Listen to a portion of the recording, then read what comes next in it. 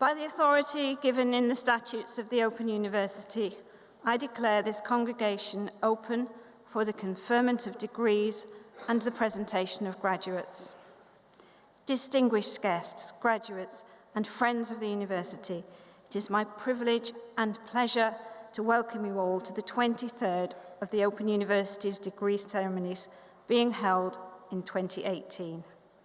It is my great pleasure to welcome our honorary graduates, Dame Ruth Silver and Mr. Mark Beaumont. We are delighted to be able to honour them today. During the past year, the Open University has awarded over 20,000 qualifications, ranging from Certificate of Higher Education to Doctor of Philosophy. Throughout 2018, more than 7,000 graduates are being presented for their qualifications at degree ceremonies such as this one today in Glasgow. These are being held in 11 different towns and cities throughout England and also in Belfast, Cardiff and Dublin. This illustrates the extraordinary scale, scope and reach of the Open University. Glasgow's official tour guide says, "People make Glasgow." Well, the OU may have helped you to get here today, but it's your hard work that's made that journey possible.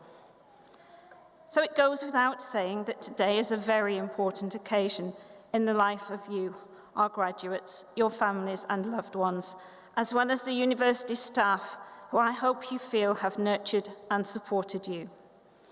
You could be forgiven for thinking that the occasion is so important that it needs to be solemn. You'd be quite wrong. In every sense, this is a day of celebration. So we will be very disappointed if anyone crosses the stage today to anything less than thunderous applause, foot stamping, whooping, marriage proposals, or whatever other way you choose to express your enthusiasm and support. With that in mind, why don't all of our graduates please briefly stand? Friends, families, and Open University staff, let's start today's ceremony by giving all of our amazing graduates a huge round of applause.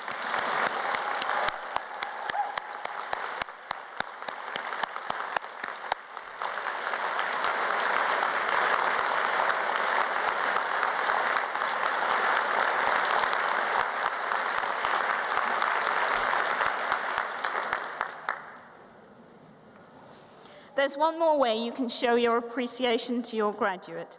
If you post messages or photos on social media, use the hashtag OU_ceremonies or tweet at OU Scotland so you can share your congratulations and celebrations with the world outside, as well as all of us here at the ceremony today. We will begin with the awarding of the honorary degree of Doctor of the University to Dame Ruth Silver. Ms. Susan Stewart, Director of the OU in Scotland, will present Dame Ruth, who will sign the Honorary Graduate's Book and make a reply. Following this, we will see the presentation of those graduates who have gained higher degrees and Bachelors of Arts and who have been able to attend here today. They will be presented by Ms. Marie Hendry, Deputy Director, External Engagement and Partnerships. Next will be the awarding of the honorary degree of Doctor of the University to Mr. Mark Beaumont. Mrs. Kate Signorini, Deputy Director, Strategy Planning and Resources from the OU in Scotland, will present Mr. Beaumont, who will also sign the Honorary Graduate's Book and make a reply. Then we will continue our presentation of graduates with those who have gained Bachelor of Engineering, Bachelor of Laws and Bachelor of Science degrees, foundation degrees and higher diplomas of education and have been able to attend here today. They will be presented by Mrs. Shona Littlejohn, Deputy Director, Student Experience and Widening Access. To conclude the ceremony, I'll give a personal address to the graduates. I now call upon Ms. Susan Stewart to present the first of our honorary degrees.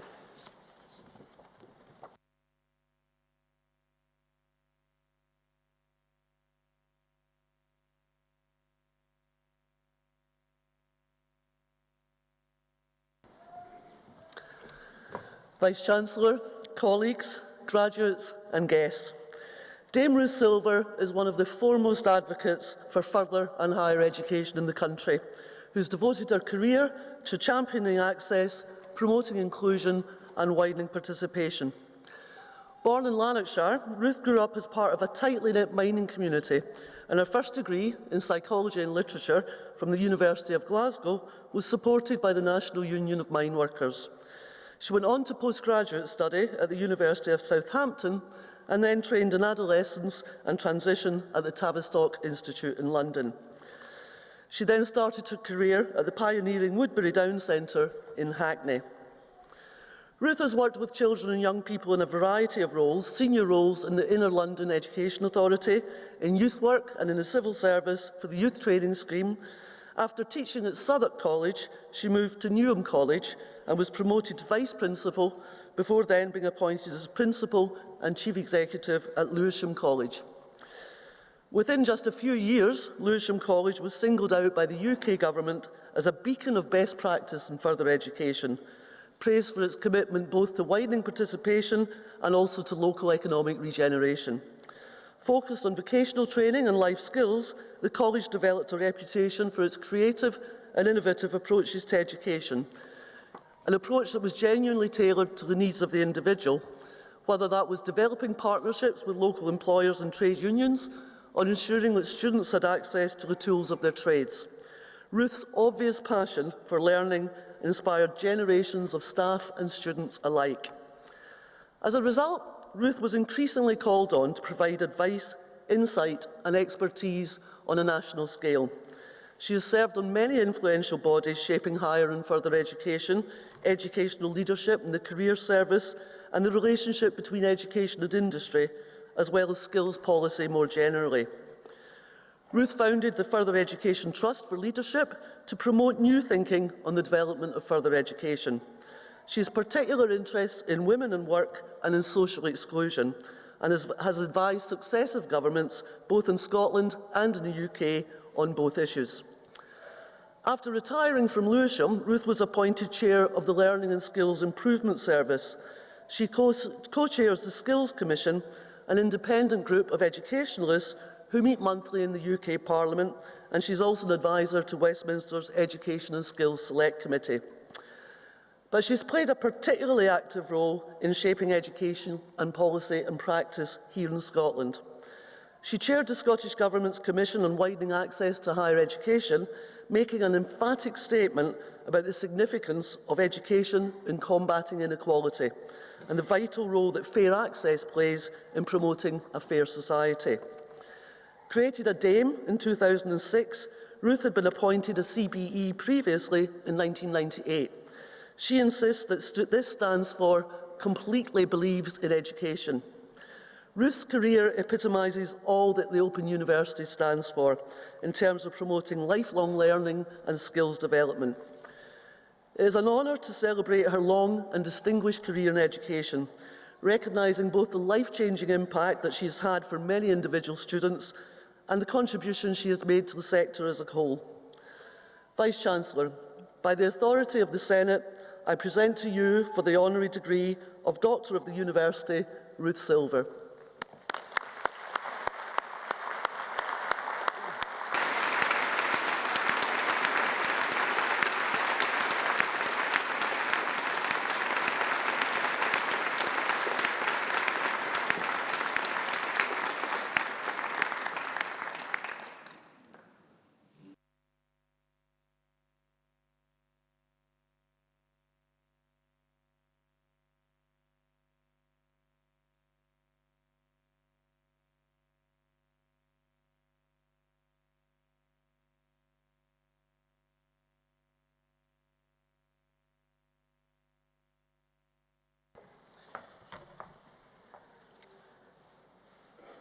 Presiding Officer, colleagues, graduates, guests, and Madam Director, the award of this prestigious honour from this august and crucially important institution is enormously full of meaning for me.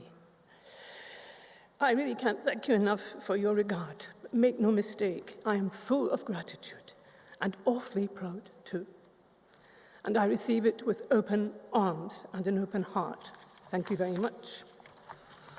Now, professionally, this is a very high award, and I'm a passionate educationalist after all, as you've heard, and I'm a very determined dismantler of barriers to access to learning.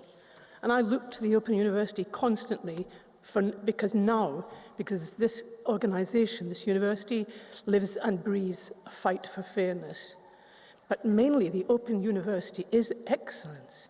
Degrees won here are hard won, and all the qualifications are of the highest standard. But what do I look for when I'm taking on the urge to open doors even further? The range of curriculum in the Open University, its command of teaching, its design and progressed learning, fits students and the world so well.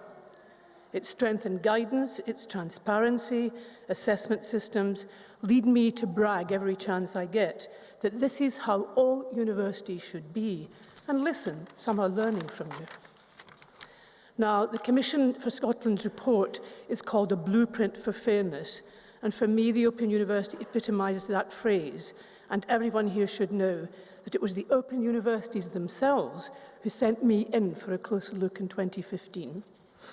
First one was a 15-year-old from a very challenged local school near Glasgow, unable to offer the subjects she needed for university because her school didn't offer them. There was no tradition of going on to higher education, and she was stuck because of that situation. And in stepped the Open University, and they offered her modules in philosophy and economics, even better than advanced hires, she said. She received offers from all the universities she applied to, and she told me that the Open University piece of paper made her feel posh, and quite right. And I feel posh too, because I've got one as well. Then an older learner from Paisley, who actually had started at a university near here, as they say, told me about her inability to stay there. She'd done some Open University work at a local college and had got used to what she described as much more fitting teaching. And she talked about how impersonal and lonely and unclear she'd felt there. And in no time at all, she returned to the college and graduated happily via the OU. She couldn't thank you enough, and I remember passing on messages to the director because she was really over the moon that she did not lose out because of these difficulties. And she logged her opinion that studying with you was terrific, but very tough, she found it. Another young woman I met who had a new self, she described it, with a new liver because she'd had some virus in childhood, told me that she launched her new life by becoming an Open University learner. And there's many such tales. I've seen prisoners where Open University courses kept them going. But actually all those students breed so much respect for you as they go about their daily business. Now, the personal meaning is that Jenny Lee, the Open University founder and strong fighter for fairness, was MP for my village when I was growing up. And she was our heroine. And I always have been very, very chuffed that we shared the same soil. I think I got a lot from that soil and that woman. And my own route in crossing barriers, as you've heard, was via the National Union of Miners Support. And, of course, some fabulous teachers in my life. And I remember going up to Mr. Dunn, the man who had come to tell me I'd got this money. My own family was in some difficult circumstances. And I said to him, what can I do to say thank you? Because this is really smashing. And he pointed to the local miners' social club and told me to teach stuff there. And I want to tell you that I claim that I had, in 1962, invented my own version of a pop-up Open University in the Miners' Club. So let me be clear, it was those miners who also taught me what good access teaching was. And I just followed their lead. It's simple. Learners do want you to start with where they are and end up with where they want to go. And so student-centeredness actually came from that wee hut in the back of Wishaw. They also taught me something else because of their politics. They taught me about intelligent interference for change. Things don't happen unless you get up and ask for it with evidence and with intelligence. And they were very clearly good teachers in dismantling barriers and designing learning that fitted them. but actually they also taught me the importance of delivering it with respect, and I think you will all get a sense of that from your work. But let me just say a wee bit to finish on the public meaning of this for me. And this is, I don't have the database and evidence, but I do have many stories from colleagues who talk about candidates who present for jobs with open university qualifications stand out. They're not only expert in their subjects, they are resilient, determined, industrious, self-motivating and self-managing. But importantly, they make great colleagues because they're quite glad to be in a group again with people working on the same issues. So let me, to thank you again, let me state that this award matters because you say it's an appreciation for my work. And listen, people are lucky when work is the love that you do, and I feel myself to be a very lucky woman. It also matters because actually in my day, when women started, when women got married, they had to leave jobs, they had to stop being workers. So to get this for my work has many, many hands reaching backwards.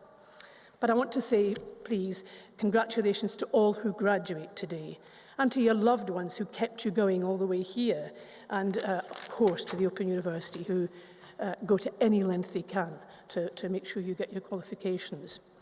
And I want to end by saying in America, graduation is called commencement. They have commencement ceremonies. And you'll recognize, of course, that finishing your course is the beginning of your next phase. Let me remind you that even in 1919, adult learning was seen as a permanent national necessity. And since 1973 in the Russell Reform, we've known that the value of education is measured by the quality of life it inspires in the individual and generates for the community at large. Use your learning well. Go forward with every good wish for your success. Graduates, Open University, I thank you and pay you my respect, and I suggest you go forward and feast on your life. Many thanks. Well done.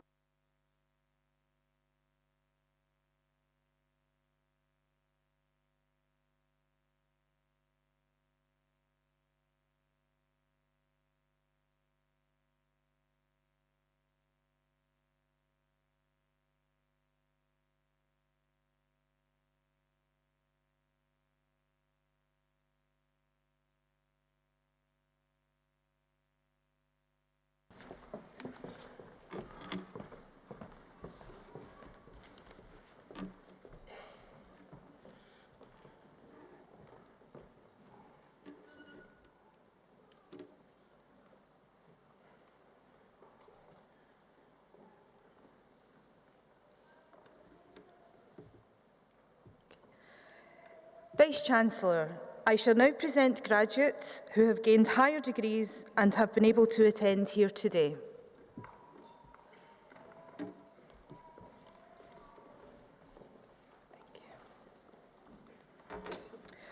For the degree of Doctor of Philosophy, I present to you for a thesis entitled Making Rules, Making Tools, How Can Shape Grammar Support Creative Making?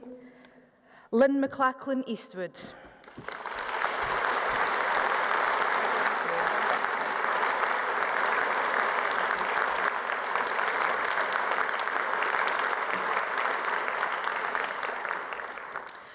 For a thesis entitled A Novel In-Painting Framework for Virtual View Synthesis, and also for a thesis entitled A Hybrid Similarity Measure Framework for Multimodal Medical Image Registration, Smarty Rail and Parminder Singh Rail.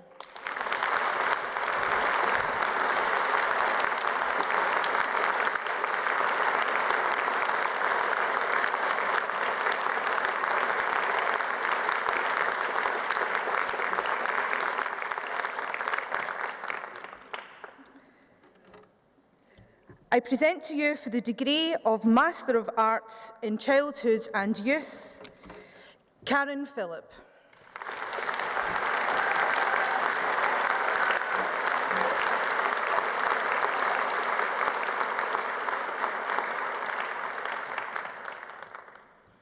For the degree of Master of Arts in Classical Studies, I present Deirdre Nichols.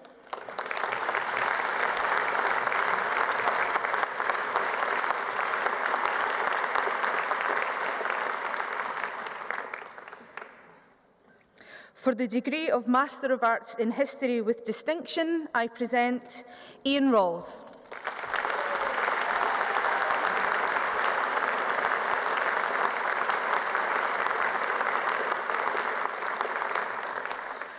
For the degree of Master of Business Administration with Distinction, I present Philip Cornelissen.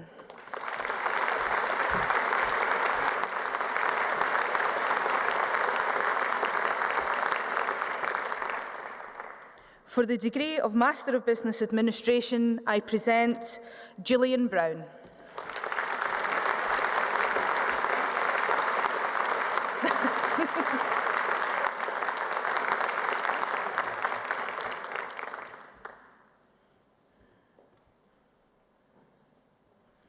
John Gordon.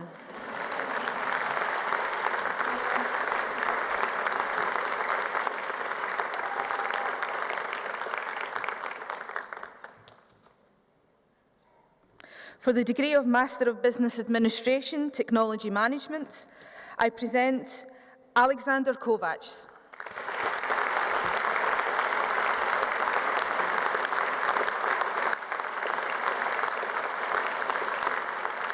For the degree of Master of Education, I present Gail Burton.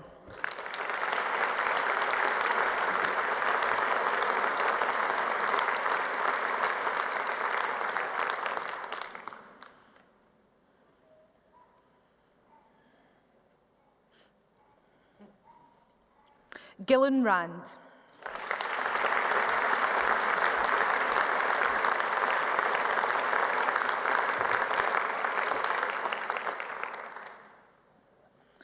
For the degree of Master of Science in Development Management, I present Ruth McNeill.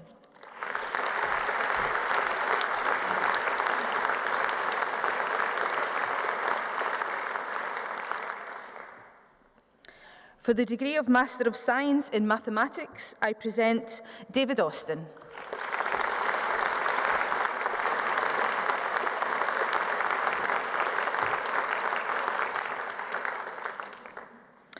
For the degree of Master of Science in Science, I present Martin Dow.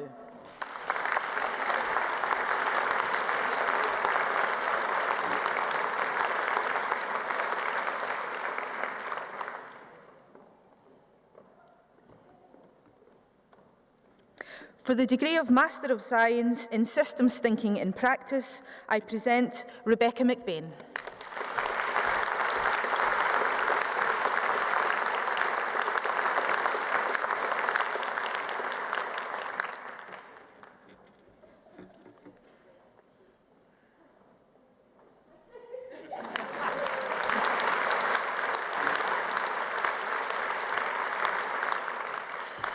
Vice-Chancellor, I shall now present graduates who have gained Bachelor of Arts degrees and have been able to attend here today. I present for 2 Bachelor of Arts degrees with first-class honours, Alan Jakes.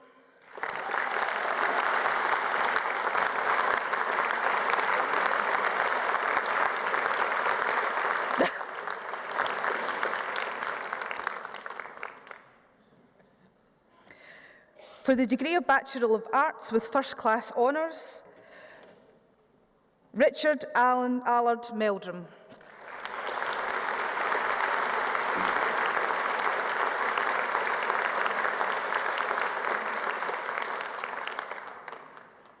Trevor Colburn.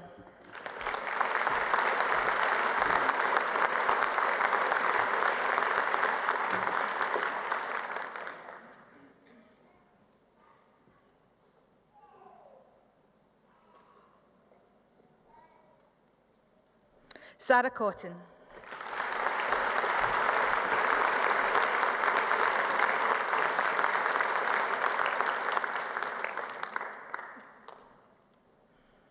Anita Gaw.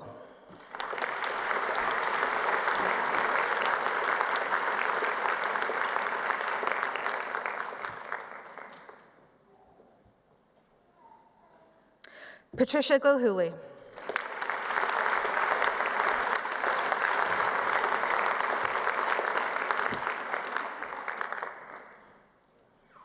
Jill Greening.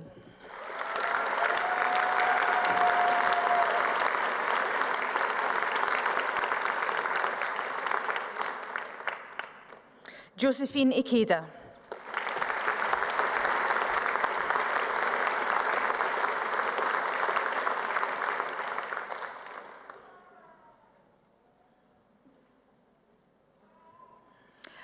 Alan Keachy.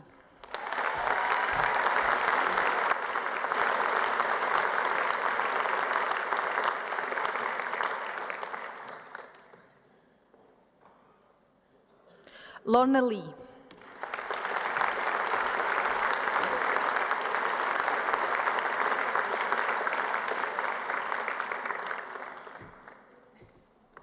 Laurie Maguire.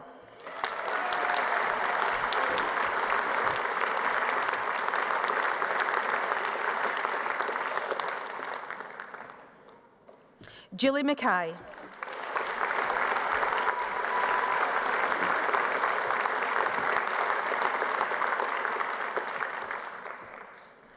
Heather Milligan.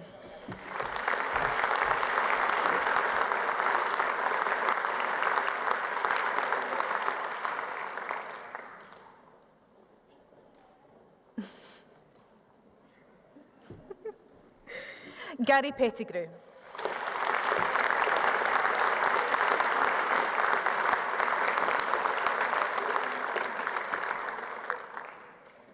Gillian Wood.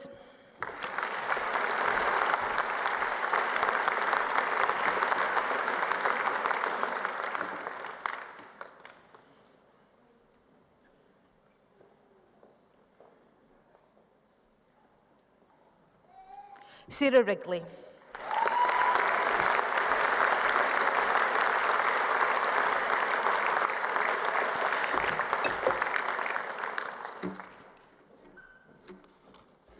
For the degree of Bachelor of Arts with Honours, I present Thomas Abbott.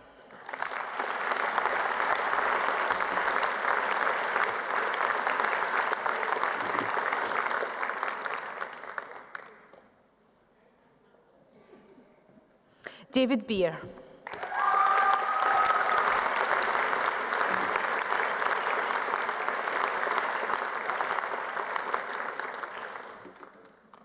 Marcel Botes.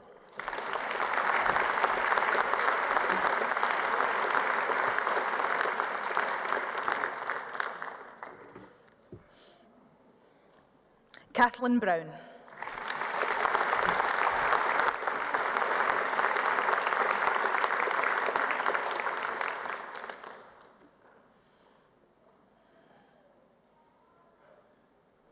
Amy Bruce.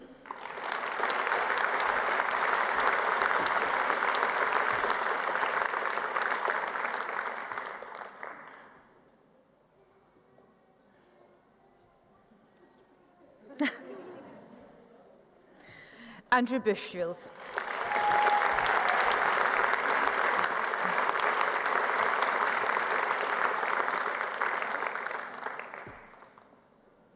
Leslie Calder.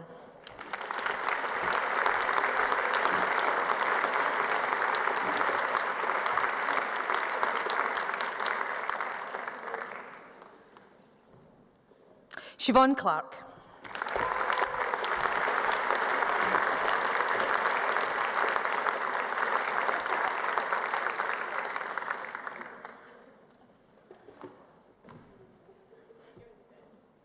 Katie Cullen.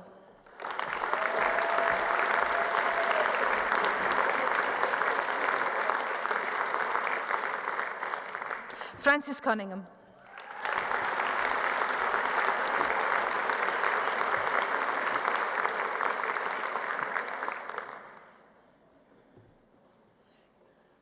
Maeva Donaldson.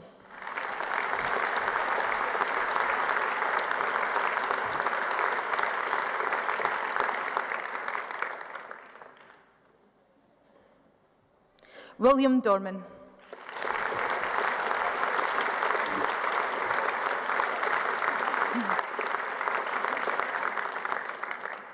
Fiona Downey.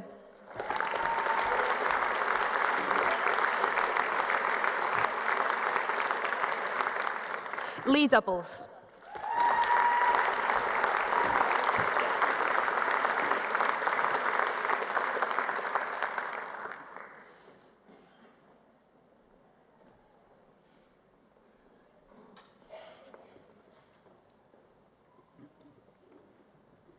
Mercy Eden.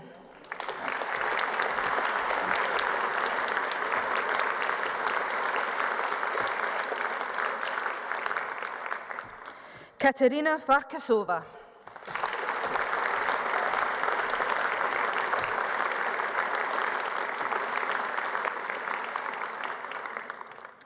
Susan Finnegan.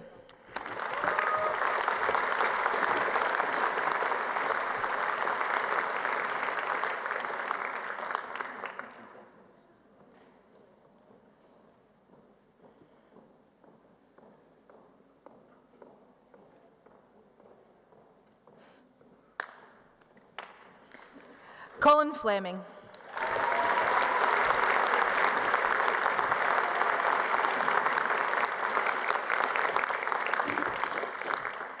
Maureen Franks.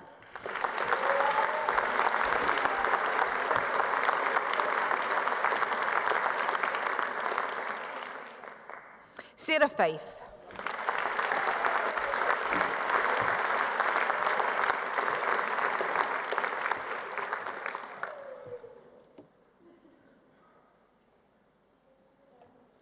Francis Gilmore.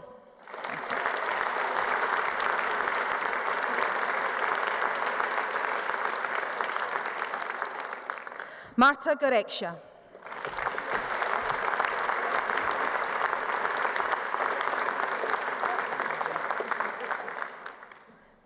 Piotr Goszinski.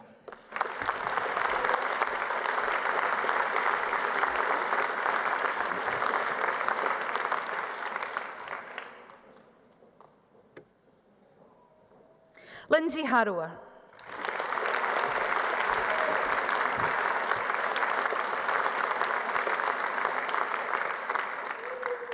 Lucy Hyam.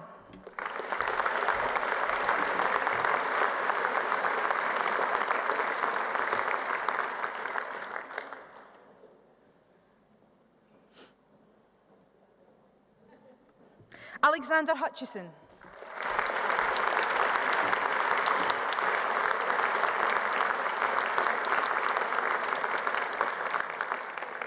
Mark Johnson.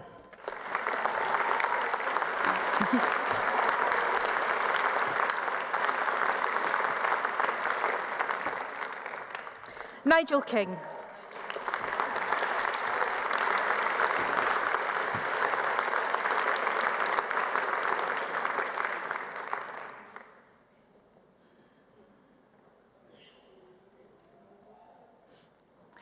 Kirstine Larkin.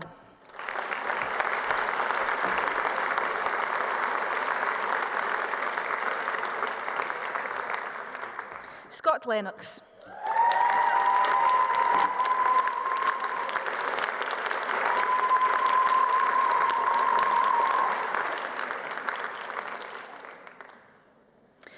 Łukasz Lewczkiewicz. Get there. Thank you.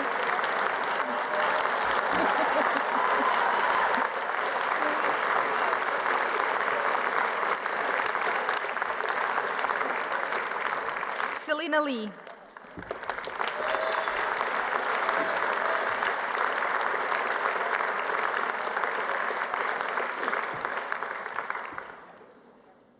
Francis Lindsay.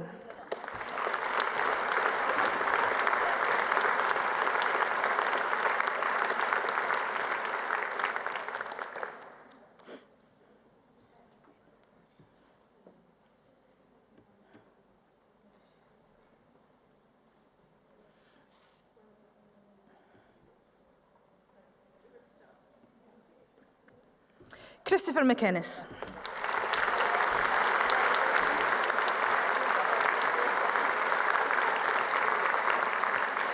Miara May Mackenzie.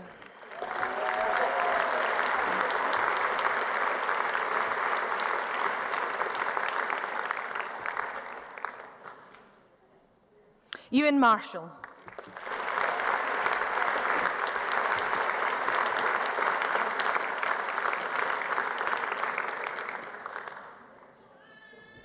Colin MacArthur.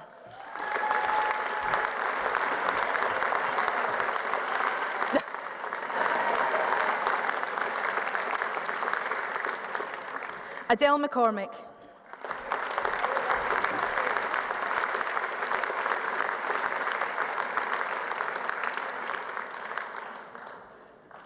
Lynn McGee.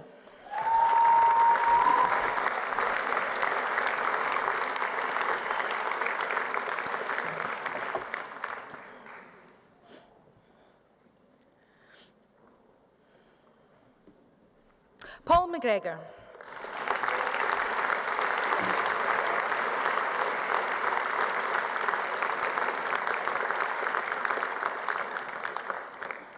Anne McHardy.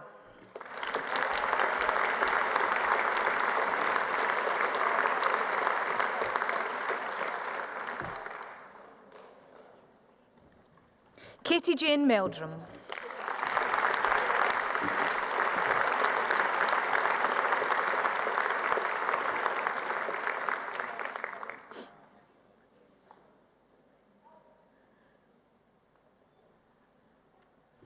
Nadim Mohammed.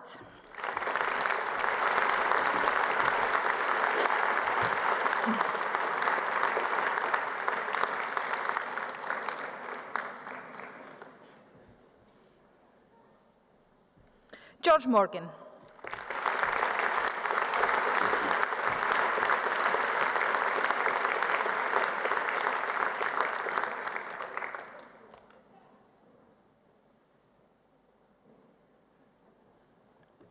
Laura Neal.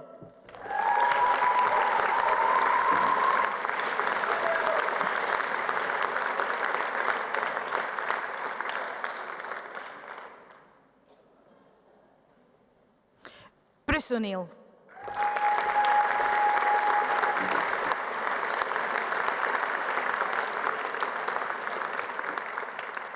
Uzoma Obaraya.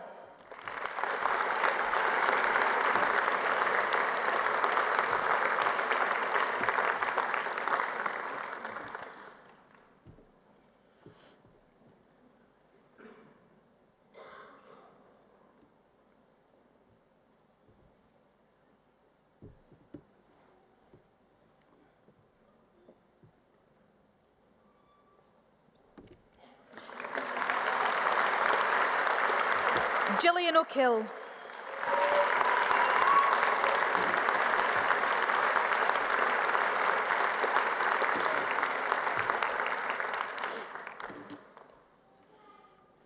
Christopher Orr.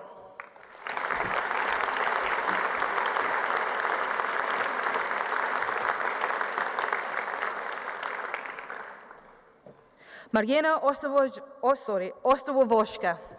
Thanks.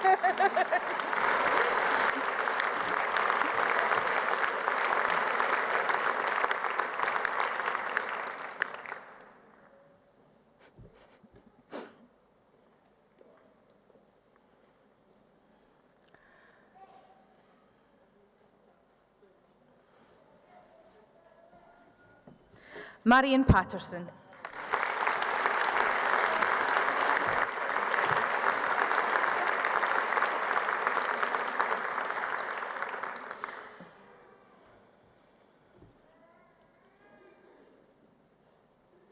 Victoria Petrie.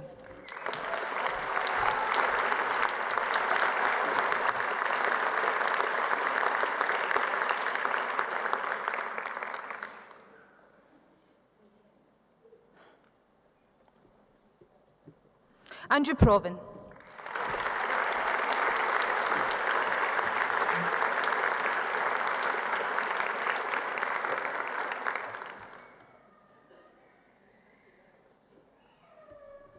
Gwendolyn Rafferty.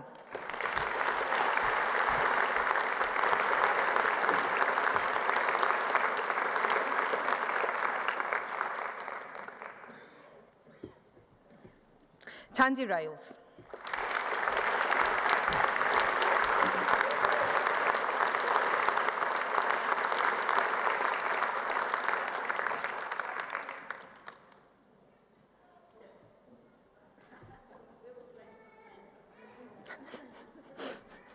Aidan Shaw.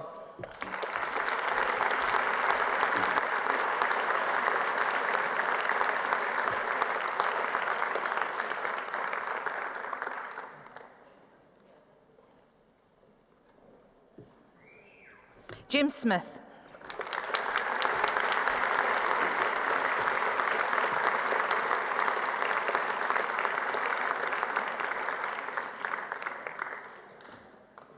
Marina Spanu.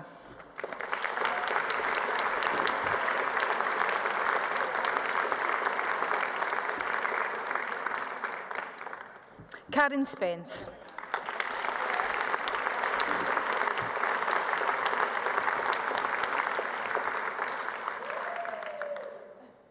Evelyn Stoller.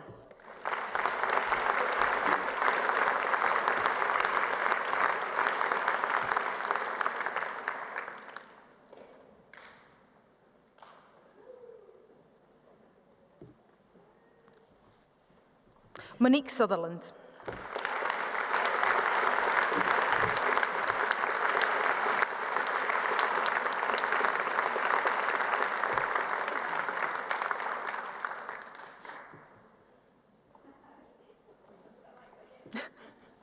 David Taylor.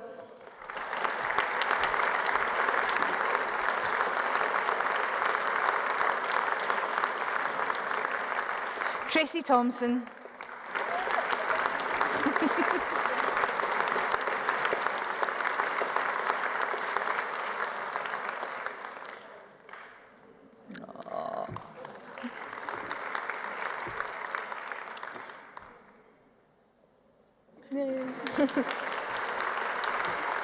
Vincent Tunstead.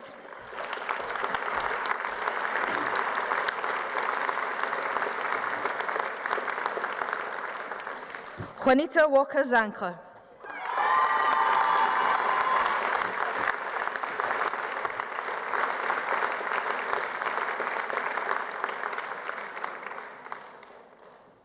Alistair Wood.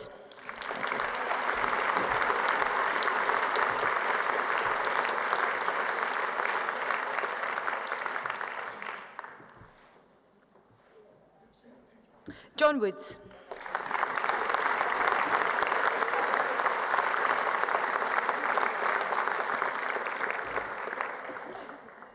Paisley Wotherspoon.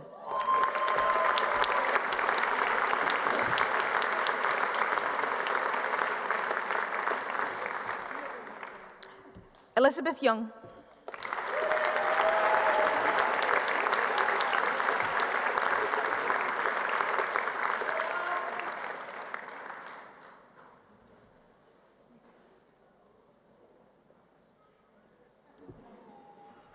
Alice Isanaga.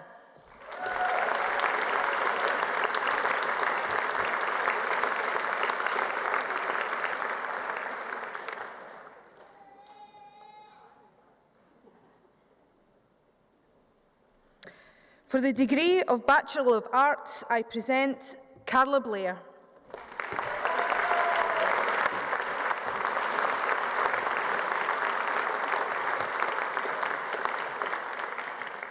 Alan Cairns.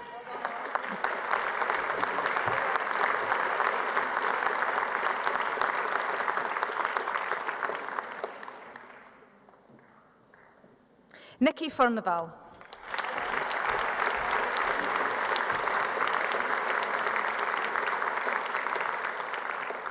Elaine Graham.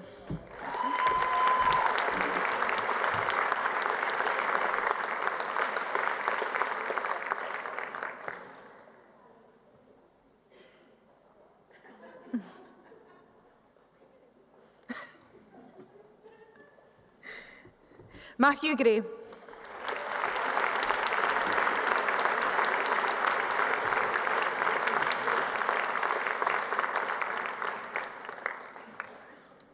Lucina Marceline.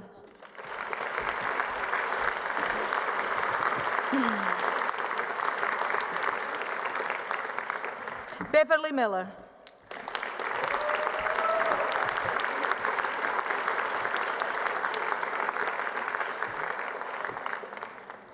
Jacqueline Moran.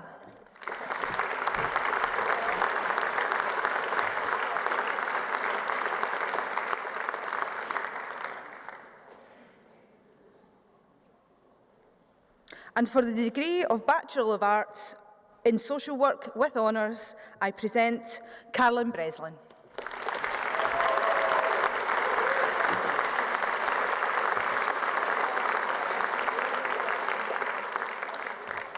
Katie Dawson.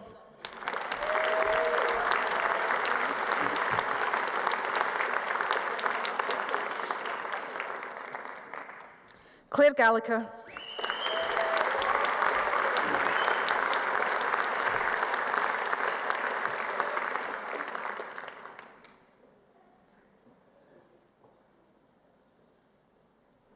Donella Matheson.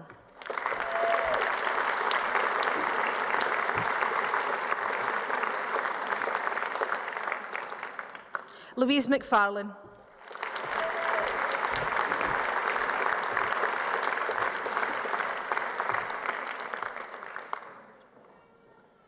Mary Ann Monteith.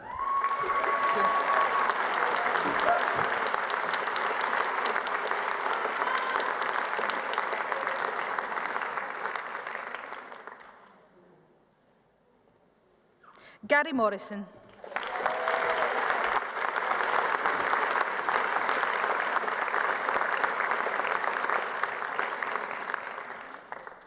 Jurgita Skliniki.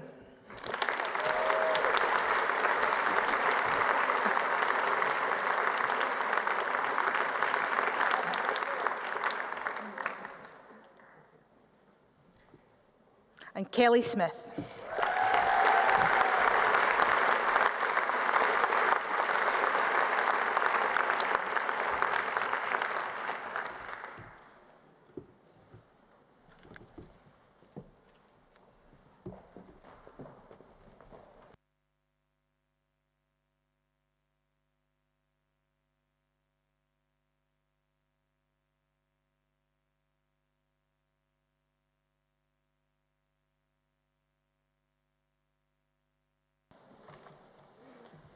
Vice-Chancellor, colleagues, graduates, guests. Mark Beaumont is an endurance athlete and broadcaster who has achieved incredible feats in his career, and through his charity fundraising has not only inspired individuals but also changed communities. Raised in Perthshire, Mark was educated through his primary years at home before attending the High School of Dundee and then studying economics and politics here in Glasgow. He first cycled across Scotland at the age of 12, before pedalling the 1,000 miles from John O'Groats to Land's End solo when he was just 15. These early journeys would become the stepping stones to a career in adventure. In 2008, he set out to break the world record for circumnavigating the globe on a bike. Lacking technical assistance, coaching, or any of the support the professional athletes usually take for granted, Mike pedalled 18,000 miles unsupported, camping at the side of the road at night through the likes of Iran, Pakistan, Australia, and the United States. Nevertheless, he broke the record by over 2 months, a feat that was aired on the BBC series The Man Who Cycled the World. Subsequently, Mark became well known for his extraordinary feats of endurance, not only in cycling, but also climbing, rowing, and Arctic exploration. He has cycled the length of the Americas and holds the world record for cycling from Cairo to Cape Town. Not all projects have ended in triumph.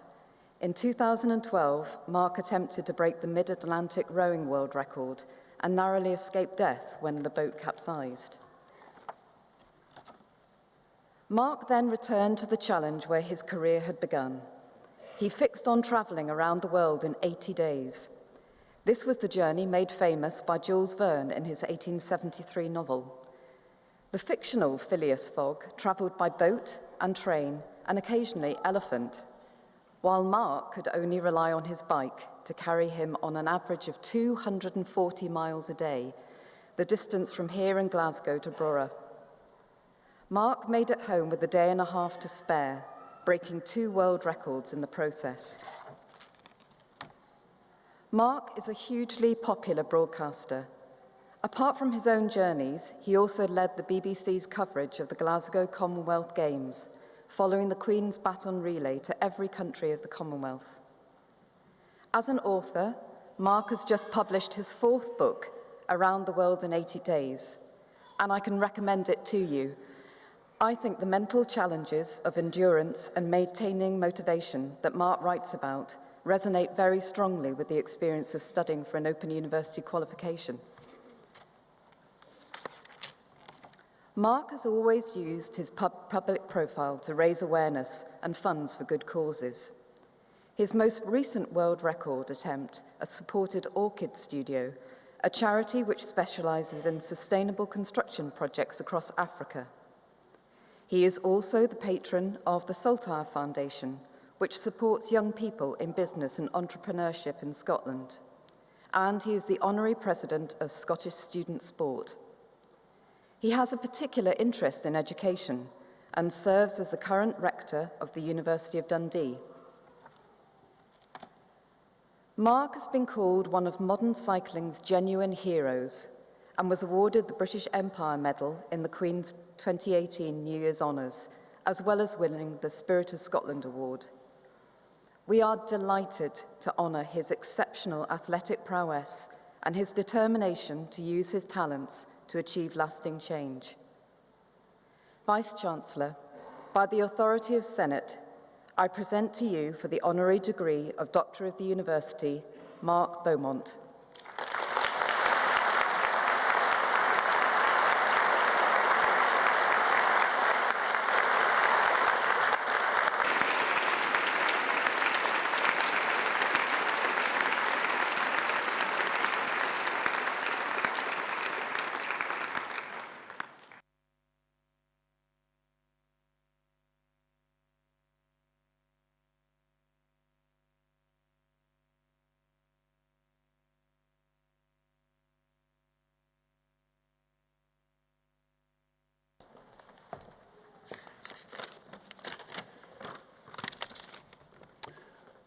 Vice-Chancellor, graduands, graduates, and friends of the Open University, thank you so very much for such a wonderful welcome and citation and bestowing this honour upon me.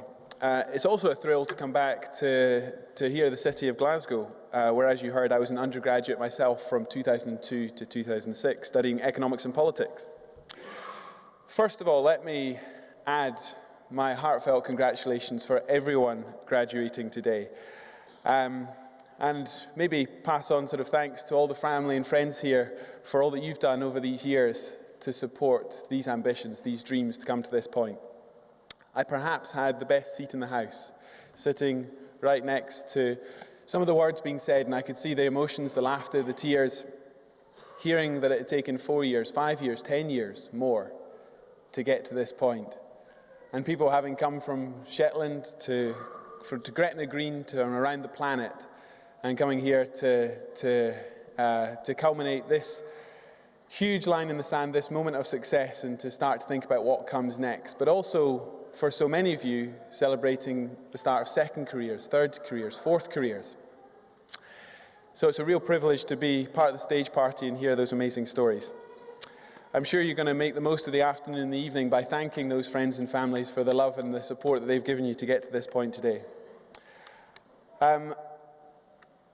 I'm sure some of you heard the same interview I heard on the radio this morning as I drove through about the challenges facing so many people with higher education and what the Open University do in terms of part-time degrees and helping people back into university amid busy careers and family is absolutely incredible, and for nearly 50 years have led the way, led by examples and built partnerships with other universities. And with my own role with other universities, that's incredible to see, and I'm very passionate about creating better links off the back of today and this honorary degree.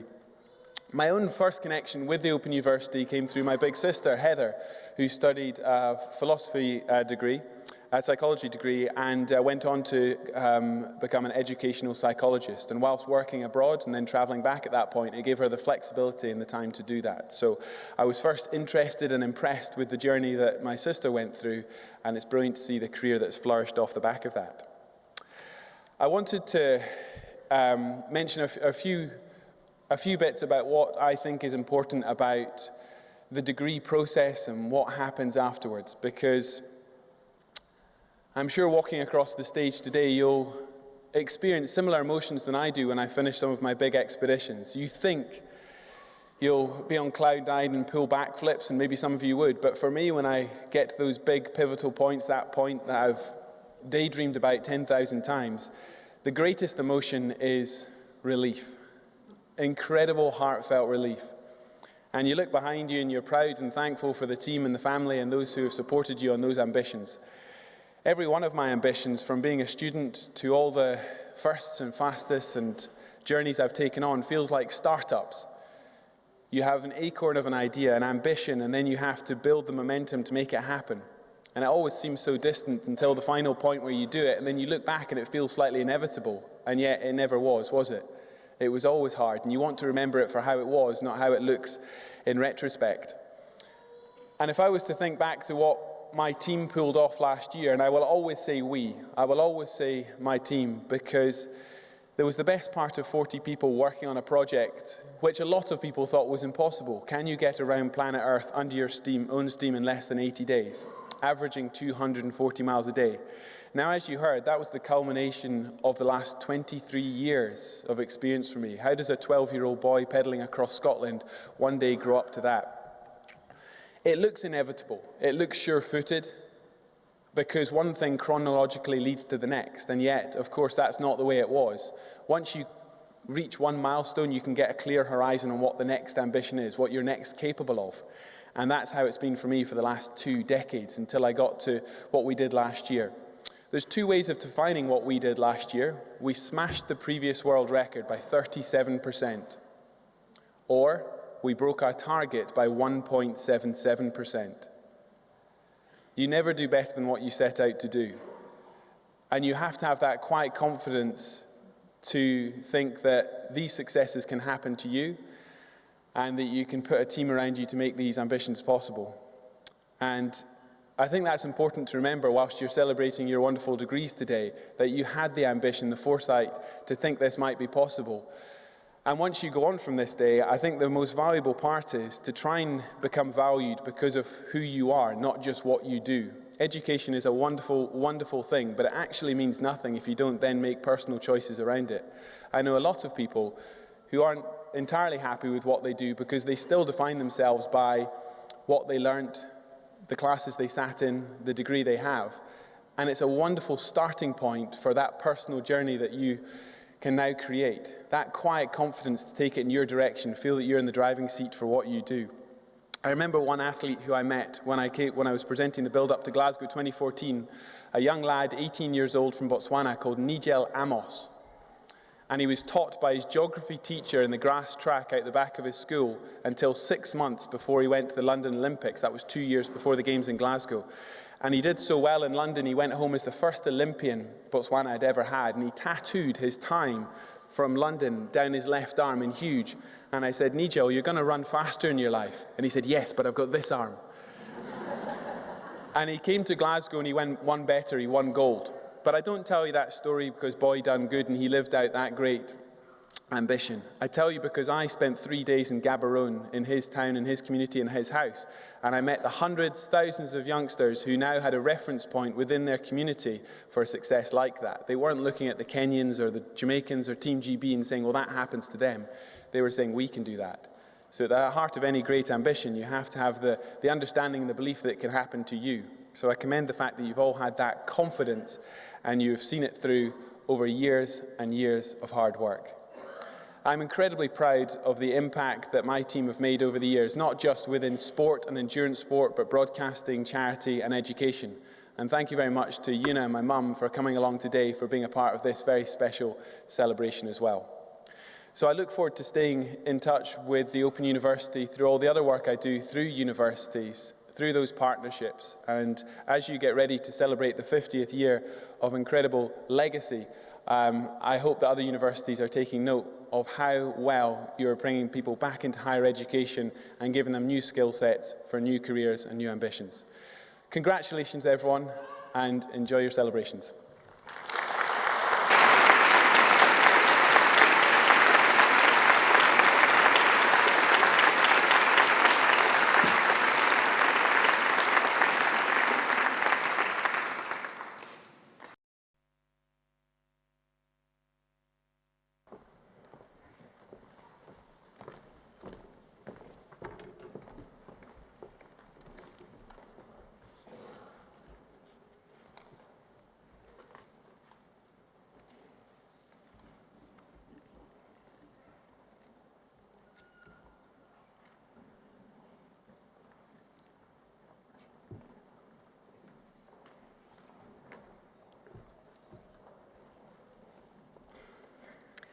Vice-Chancellor, continuing the presentation of graduates, I shall now present those who have gained Bachelor of Engineering, Bachelor of Laws, Bachelor of Science degrees, foundation degrees and diplomas of higher education and have been able to attend here today. I present for the degree of Bachelor of Engineering with honours, Martin Banyard.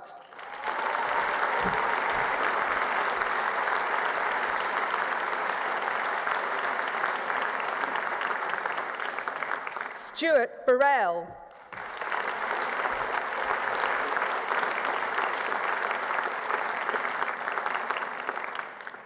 Stephen Clanahan.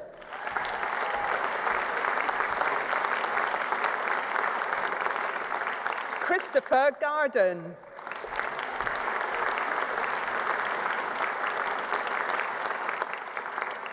Christopher Hendry.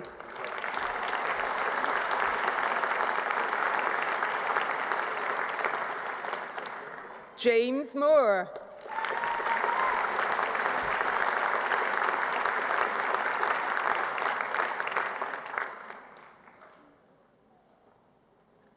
Christopher Skia.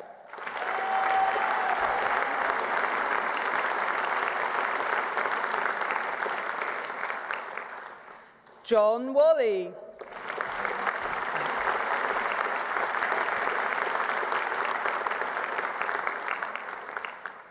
For the degree of Bachelor of Laws with first-class honours, I present Lucy Donnelly.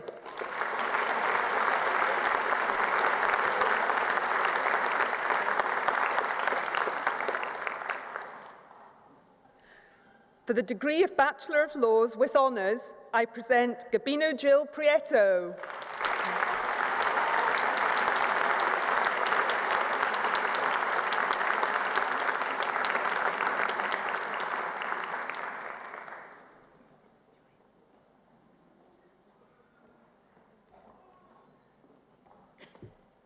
Aisha Khurshid.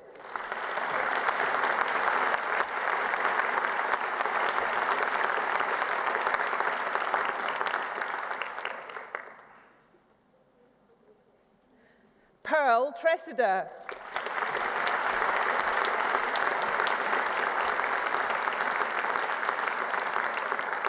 For the degree of Bachelor of Science with first-class honours, I present Denise Brown.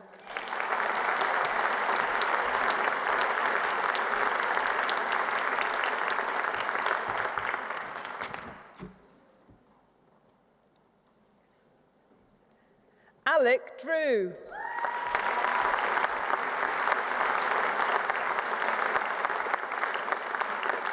Mark Fairbairn.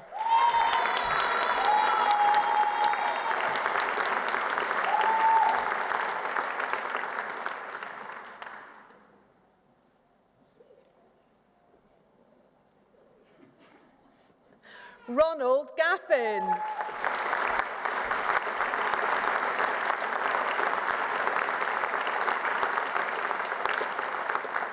Joanna Llewellyn.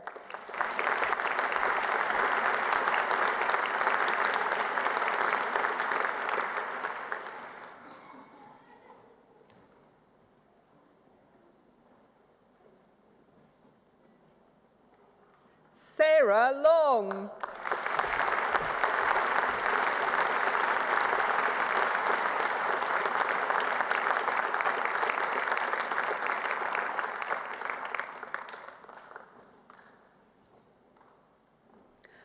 Lachlan Mockaborge.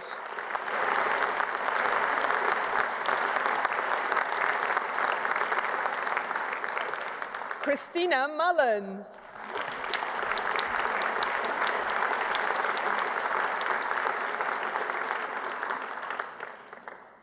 Jacqueline Ryan.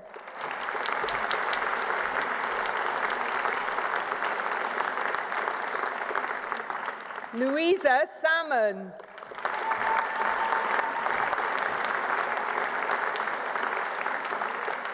Michael Thomas.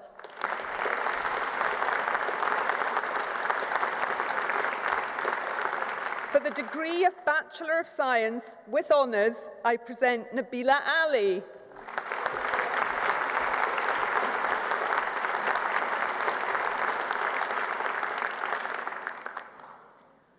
Robert Allen.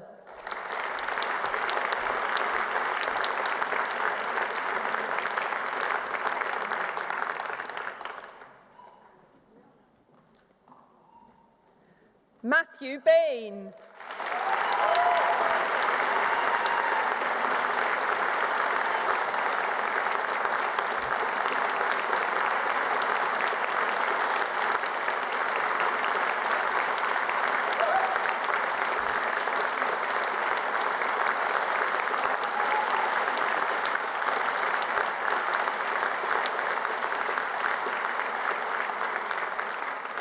Scott Bailey.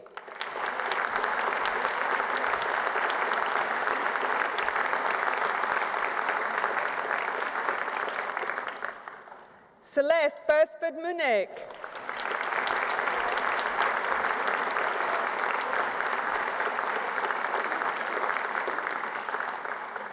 Louise Bissett.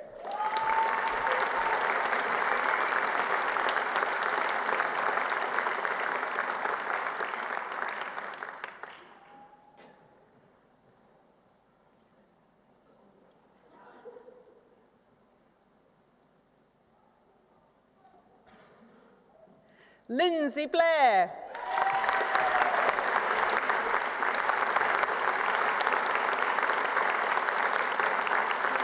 Janie Ann Bryden.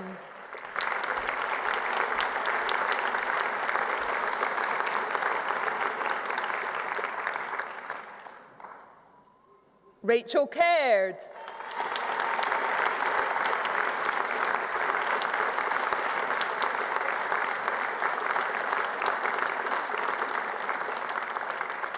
Elizabeth Kaleja.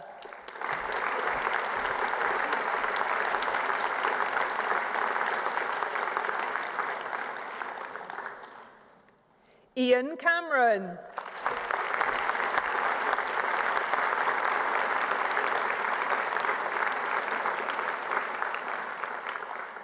Celia Castristana.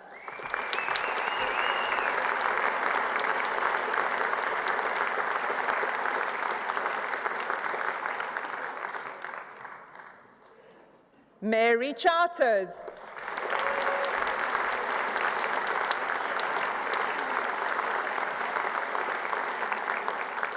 Susanna Cheng.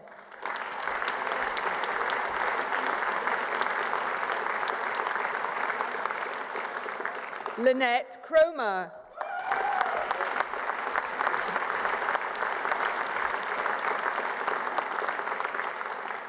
Christopher Fusaro.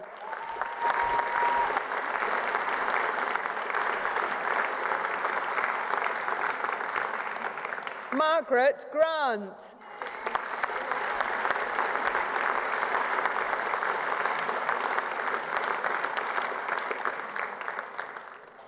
Rory Grant.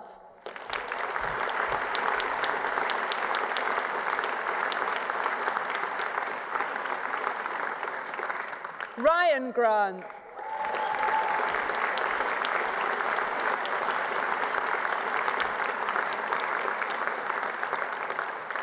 Vicky Greenhalgh.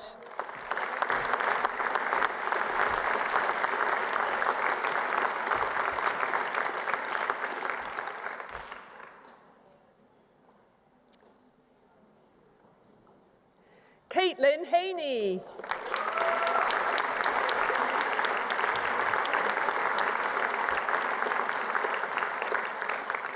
Laura Hart.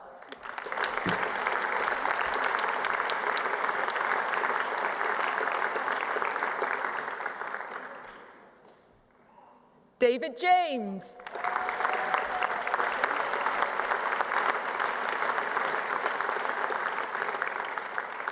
Mark Kay.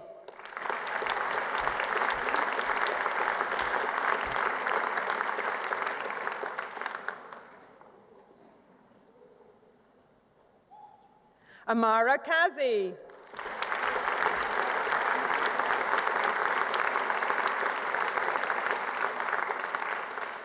Patrick Kearney.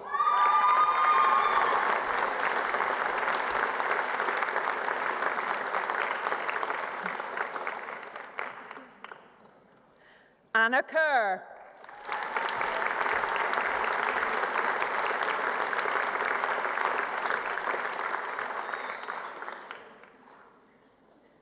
Elaine Kinnenmouth.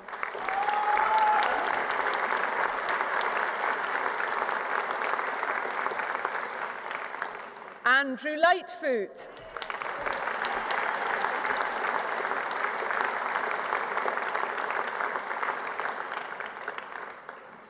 Deirdre McIntyre.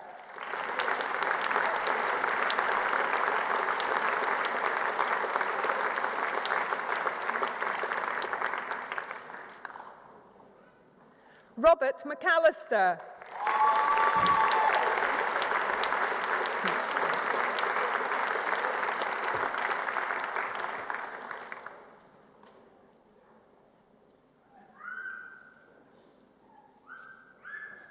Lynn McGrath.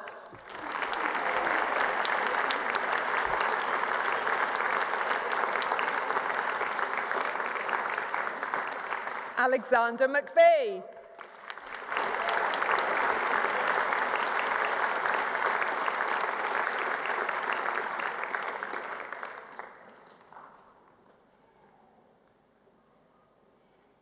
Alan Monroe.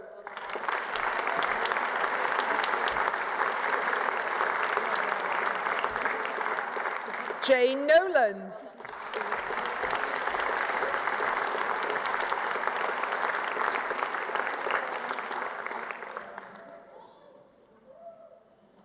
David Orr.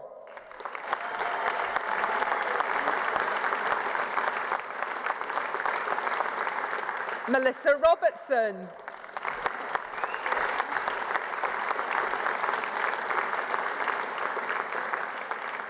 Ian Simpson.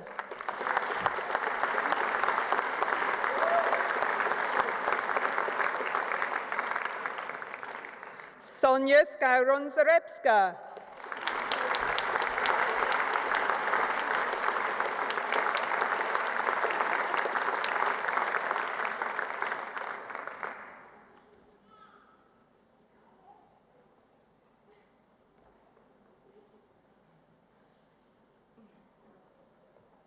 Ailey Smith.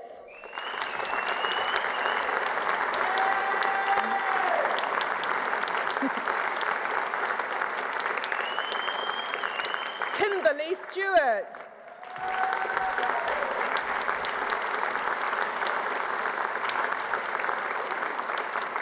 Michelle Sullivan.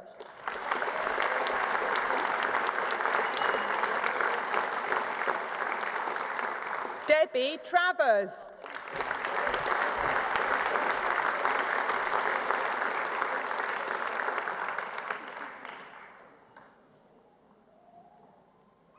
Rachel Wesley.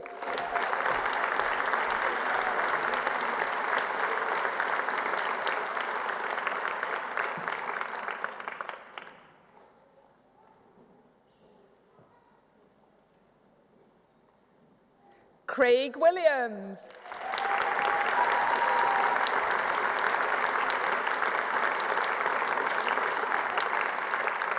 Emma Williams.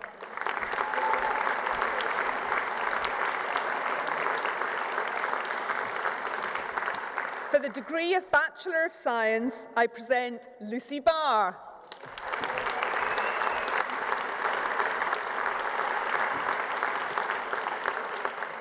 Evelyn Brand.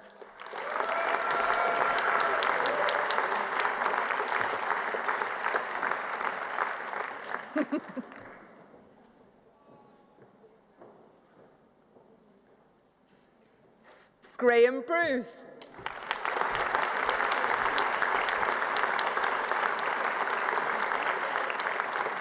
William Dallas.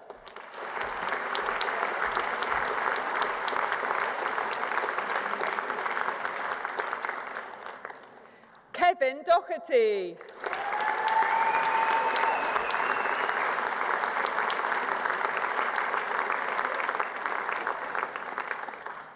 Susan Gunn.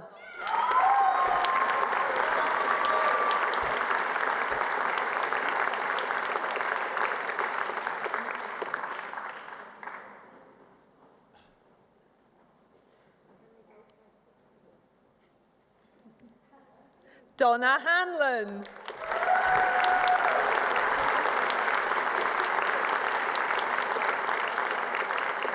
Rona Hunter.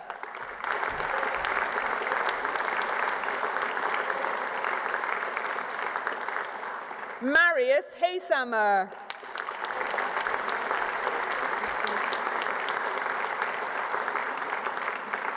Mary Macmillan.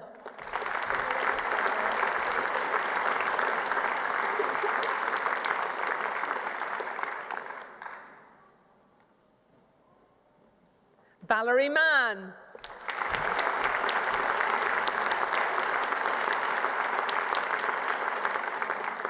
Norma McMahon.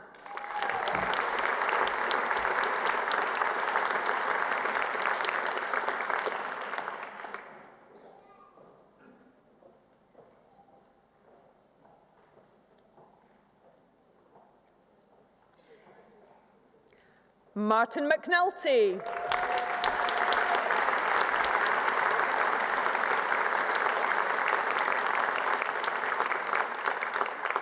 Graham Parker.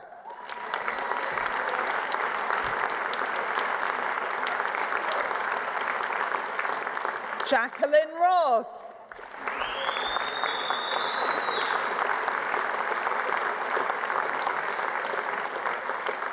For the degree of Bachelor of Science in Adult Nursing with honours, I present Andrew Meechan.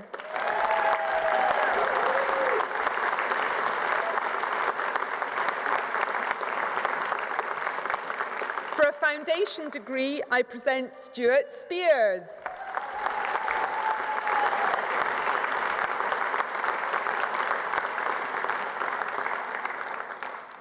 And for the Diploma of Higher Education, I present John Cryan.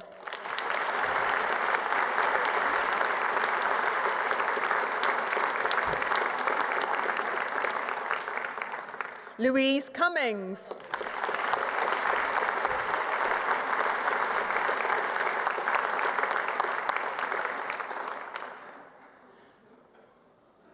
Natasha Cuthbert.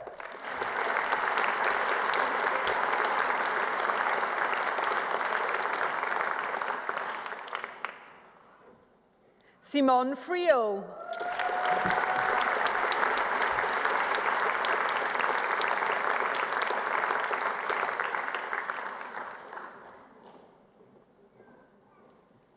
Isabel Irving.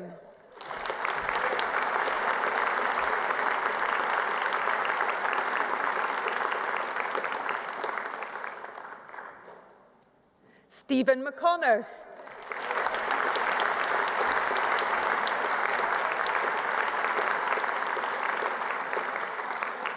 And Anne McIntyre.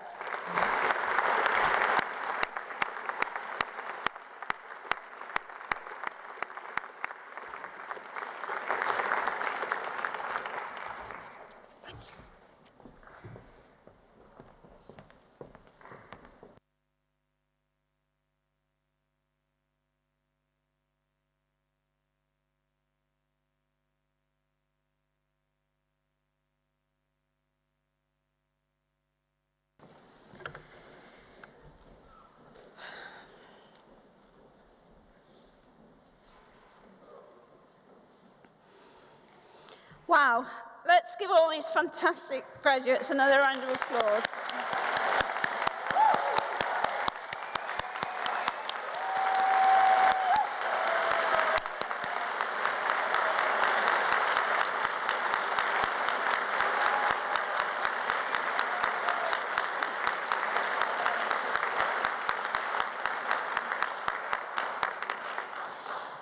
It's a huge privilege for me to share this very special occasion with you, and absolutely the best part of my job.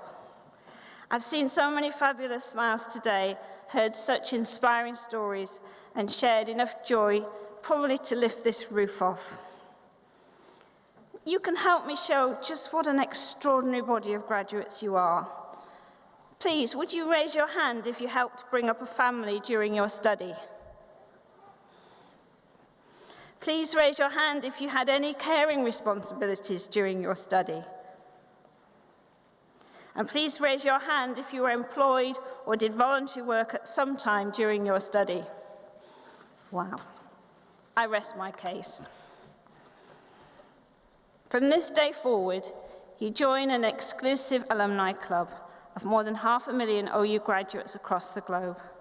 They, like you, studied part-time while they held down a job, or brought up a family, or cared for dependent relatives, or possibly all three of these. Part-time sounds more like double time to me. An OU qualification is something to be very proud of, something well recognized and well respected. Over 1,300 employers regularly invest in our courses, from small companies, local authorities and government, to sector giants, including IBM and the NHS.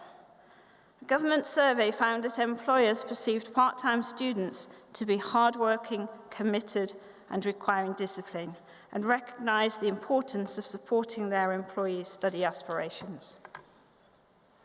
In 2013, the OU led the way again in digital innovation when we set up the UK's first platform for massive open online courses, free learning for the world, through an initiative called FutureLearn.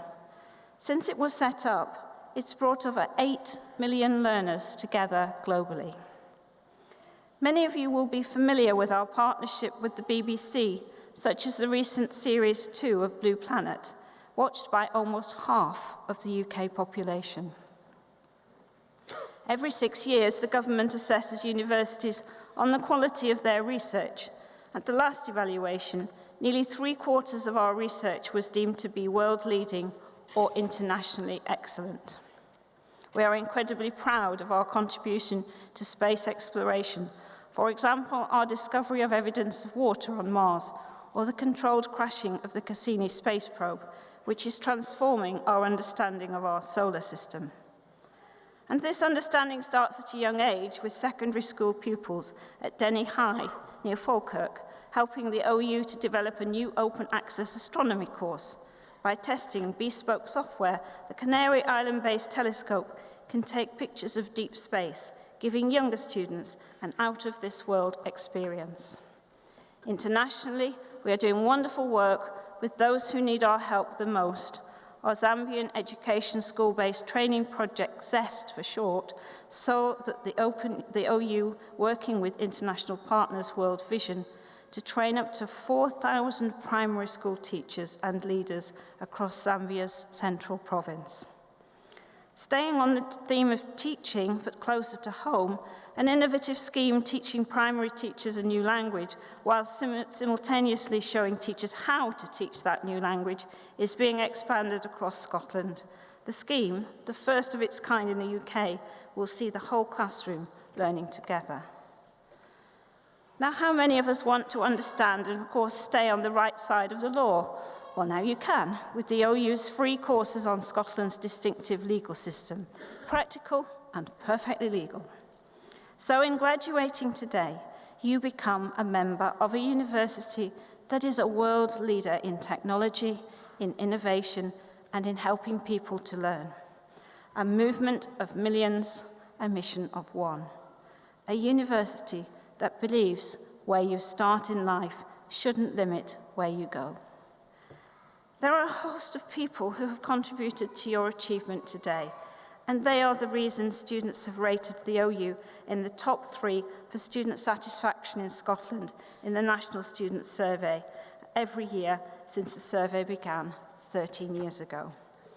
The advisor who handled your first inquiry, the academics who designed and wrote your course materials, student services staff who supported you when it felt like you couldn't go on.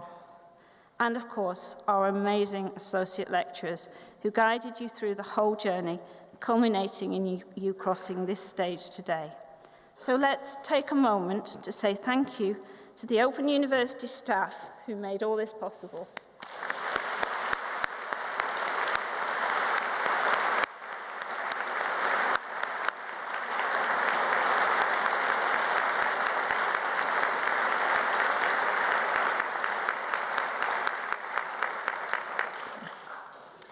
But there's only one thing harder than being an OU student, and that's living with one.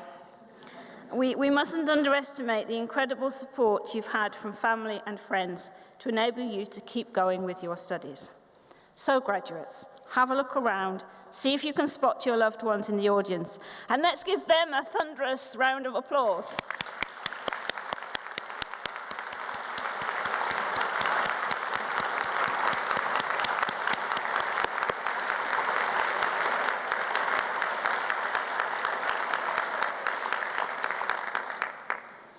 When you leave today, you become an ambassador for the Open University and all that we stand for. Please stay in touch. Join our alumni careers group, Toucan, on LinkedIn. Share your professional experience and make new connections. Try one of our free online courses on OpenLearn or FutureLearn. Or maybe, when you've had pause to recover, think about continuing your studies with us. You may have already been congratulated by members of our alumni team in the foyer. They will be in touch to tell you what our Alumni Association can offer, as well as ways you can give back to your university through our Open Up the Future 50th anniversary campaign. Do also visit our Careers and Employability stand. Remember, you can receive free careers and employability advice for up to 3 years after you've graduated. We're interested to know how the unique qualities of an OU graduate help you in your careers, in your life ambitions, and in your personal development. The more we know, the more we are able to convince those who feel nervous or unsure about embarking on part-time distance learning themselves. You are a personification of the motto on our crest, learn and live. I hope you will feel able to give something back to a world filled with so many who are less fortunate. Make the most of this opportunity. Be an OU graduate who helps to realize opportunities for others. If we want a better world, redistributing opportunity is as important as redistributing wealth. You may feel that the strain of studying for your degree has added a few grey hairs, but we only grow old when we lose sight of our ideals. As Samuel Ullman said, years may wrinkle the skin, but to give up enthusiasm wrinkles the soul. The spirit of youth pervades this institution, and it is a gift that you take away with you. I hope you stay forever young in your souls, generous in your hearts, and ambitious in your life goals. May I ask the assembled guests to congratulate these utterly amazing individuals one more time.